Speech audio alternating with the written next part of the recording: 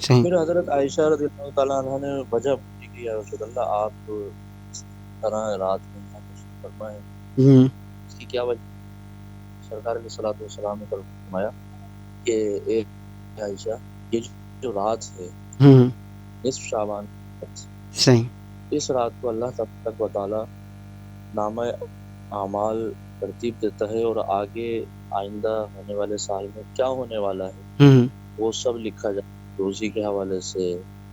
رزق کے حوالے سے، عمر صحیح درازی کے حوالے سے، صحیح اور کون دنیا میں آنا ہے، کس کو جانا ہے، یعنی حتیٰ کہ ہر معاملات جو ہیں وہ اس رات کو طے کیے جاتے ہیں۔ صحیح۔ پھر آپ نے فرمایا کہ اے عائشہ،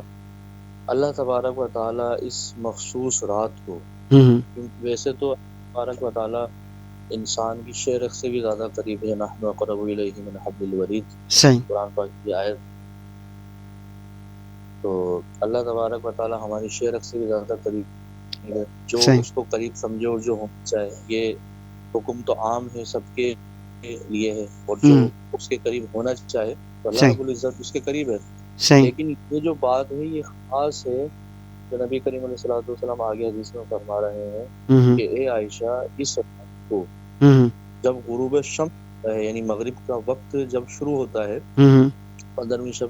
کی ہے، اس وقت سے لے کر طلوع فجر تک، جب تک فجر کے لیے سورج طلوع نہیں ہوتا ہے، ہوں اس وقت تک اللہ تبارک و تعالیٰ آسمان دنیا پر موجود رہتا ہے۔ صحیح آسمان دنیا پر اس اپنے جلال کے ساتھ، اپنے رحمان و رحیم صفت کے ساتھ، صحیح اور اپنی جبار و قہار ہر صفت کے ساتھ ہوں اس اپنے دنیا پر موجود رہتا ہے۔ صحیح اب یہ میں نے صفات فرض کی ہیں، کیوں بتائی ہیں، اس کی میں آگے وضاحت کروں گا ہوں کہ ویسے تو اولیاء کاملین سے بھی یہ بات ہمیں ملتی ہے، اور علماء اکرام سے بھی یہ بات ملتی ہے، صوفیاء اکرام سے بھی ملتی ہے کہ اللہ تبارک و تعالیٰ ہر رات کو، روزانہ رات کو، رات کا جو پچھلا پہر ہوتا ہے 2 سے 2:30 3 بجے کا ٹائم جو ہوتا ہے، 2 بجے کے بعد کا ہوں فجر تک، تبارک و تعالیٰ آسمان دنیا پر تشریف لے آتا ہے اچھا صحیح روزانہ، ٹھیک ہے۔ یہی وجہ ہے جو تہجد کو اتنی فضیلت حاصل ہے، صحیح فجر کی نماز اور تہجد کو فضیلت حاصل ہے، اس کی جو وجوہات ہیں ان میں سے ایک سب سے اہم وجہ یہ ہے کہ اللہ تبارک و تعالیٰ آسمان دنیا پر تشریف فرما ہوتا ہے۔ صحیح ایک تو یہ بات ہو گئی۔ یہ جو رات ہے ہوں ویسے تو ہر رات کو اللہ تبارک و تعالیٰ رات کے پچھلے پھر تشریف لاتا ہے، صحیح لیکن یہ مخصوص رات ہے ہوں جو نبی کریم علیہ السلام نے واضح حدیث میں فرمائی کہ اے عائشہ، اس رات کو اللہ تبارک و تعالیٰ غروب شمس، یعنی جب سورج غروب ہوتا ہے، مغرب کا جو وقت ہوتا ہے، جب سے صحیح فجر طلوع فجر تک اللہ تبارک و تعالیٰ رہتا ہے آسمان دنیا میں۔ صحیح یہ حدیث کے الفاظ ہیں۔ پھر آگے صحیح آپ حدیث فرماتے ہیں، پاک علیہ الصلوۃ والسلام فرما رہے ہیں کہ اے عائشہ، جب اللہ تبارک و تعالیٰ آسمان دنیا پر تشریف لاتا ہے تو پھر فرماتا ہے کہ ہے کوئی مجھ سے عمر درازی طلب کرنے والا جس کی میں عمر کو دراز فرماؤں۔ صحیح اچھا، اس کو جو بات ہے، اس روایت کو حضرت علی رضی اللہ تعالیٰ عنہ سے بھی ملتی ہے۔ حضرت علی رضی اللہ تعالیٰ عنہ بھی اس کو روایت کرتے ہیں، یہ والی جو بات میں نے کہی، جی نبی پاک علیہ الصلوۃ والسلام ہوں کہ ہے کوئی، اللہ تبارک و تعالیٰ فرما رہا ہے کہ ہے کوئی مجھ سے عمر درازی کی طلب رکھنے والا صحیح جس کی میں عمر دراز۔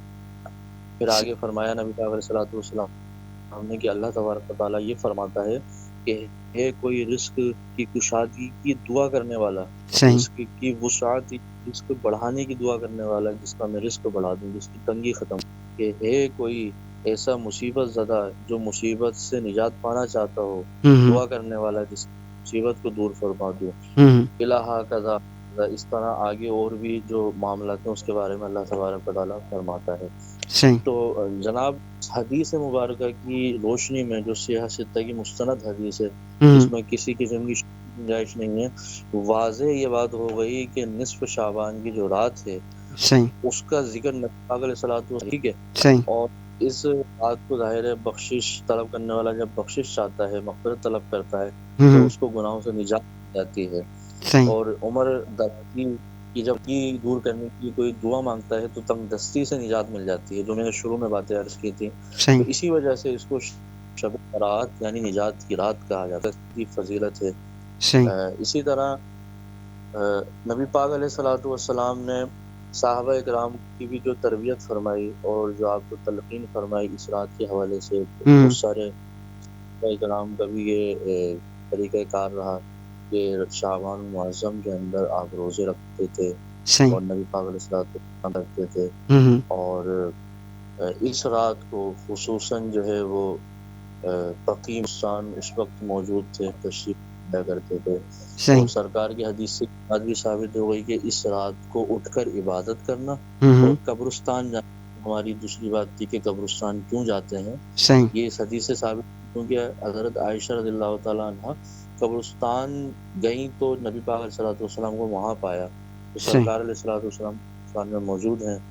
اور اس رات کو موجود، یہ اس بات کی طرف دال ہے، دلیل ہے، اشارہ ہے کہ اس رات کو قبرستان جانا چاہیے۔ صحیح اور جو ہمارے مرحوم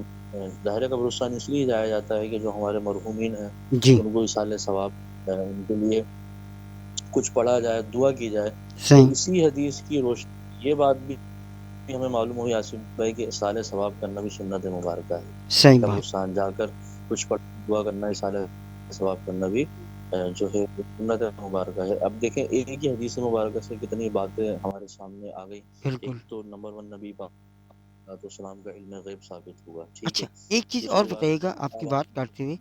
کہ قبرستان جانا یہ بھی ثابت ہو گیا، یہ جو منچلے ہمارے نوجوان ہیں